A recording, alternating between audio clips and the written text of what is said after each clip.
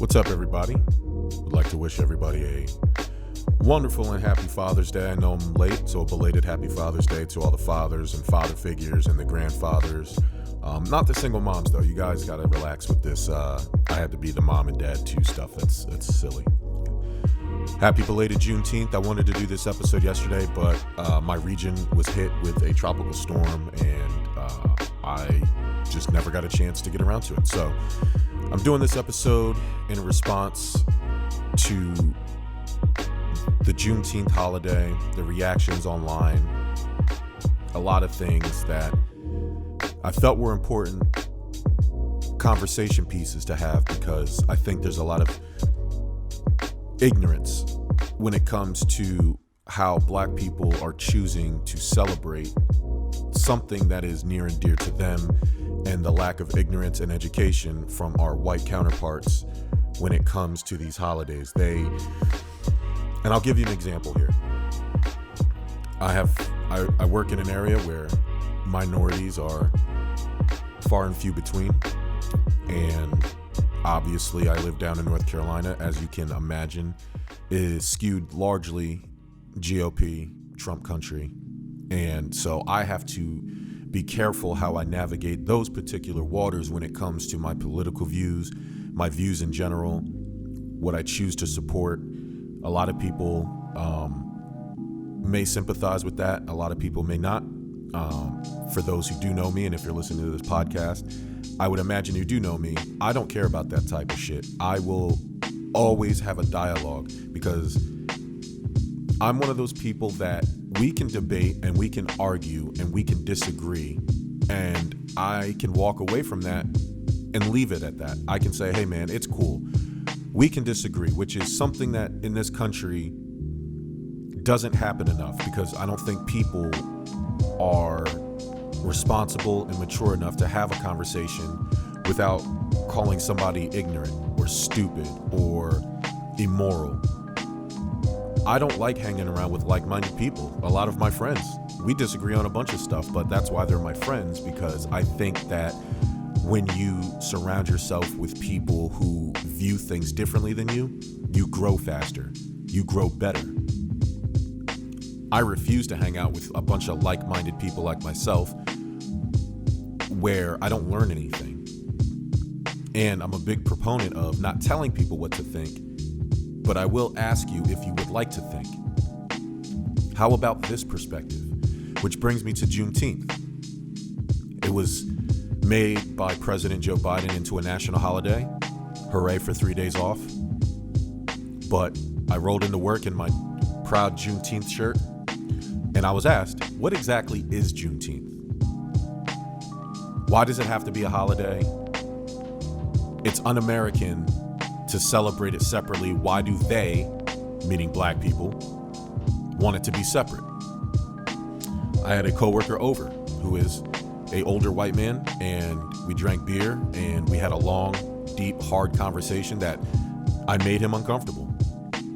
I said, hey man, July 4th, 1776, when your people were out there signing the Declaration of Independence, they went home in their carriages.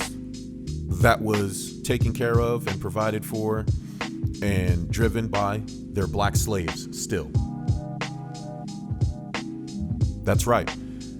He didn't understand that Black people were still slaves, almost 100 years longer than when the Declaration of Independence was signed. So I quickly explained to some of them, hey, that's the Black Independence Day.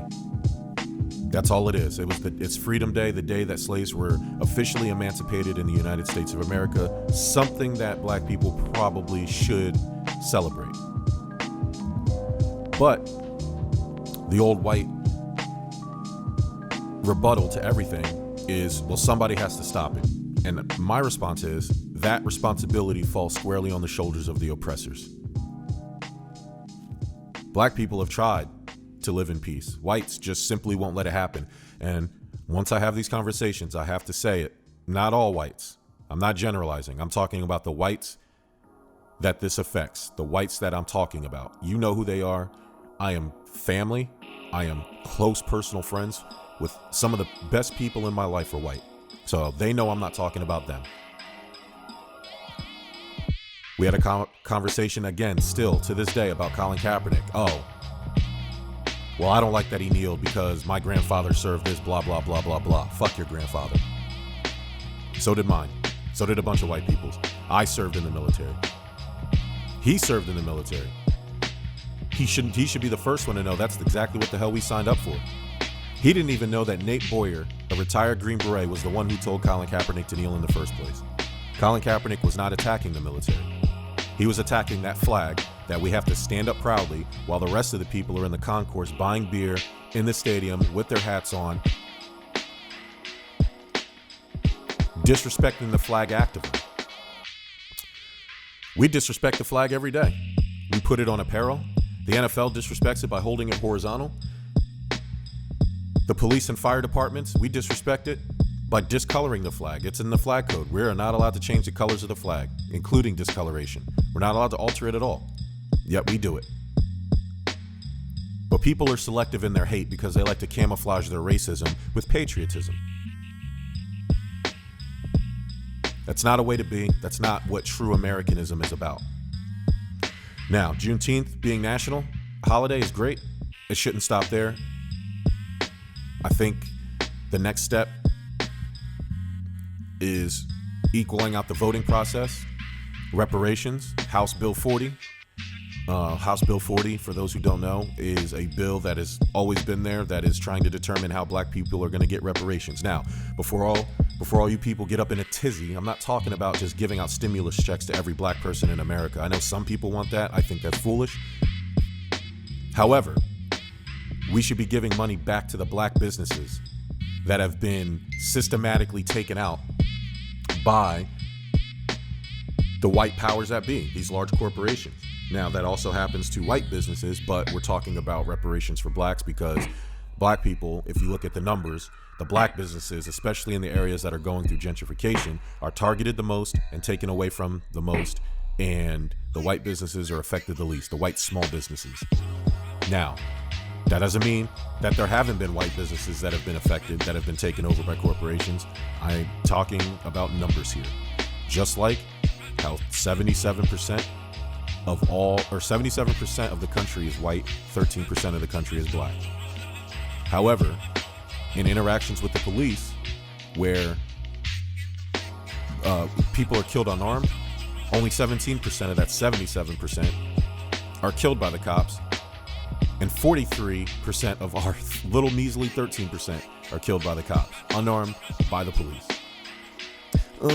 What about black on black crime? You guys kill each other. Yeah, so do white people. It happens in whatever neighborhood and environment you're in. Guess what? Black crime happens in black communities. No different than Asian on Asian crime, Hispanic on Hispanic crime, white on white crime. You guys are choosing to highlight that because you think that we're attacking your whiteness. Even though there's really no such thing. Black people are from Africa. White people are from everywhere. There's no white.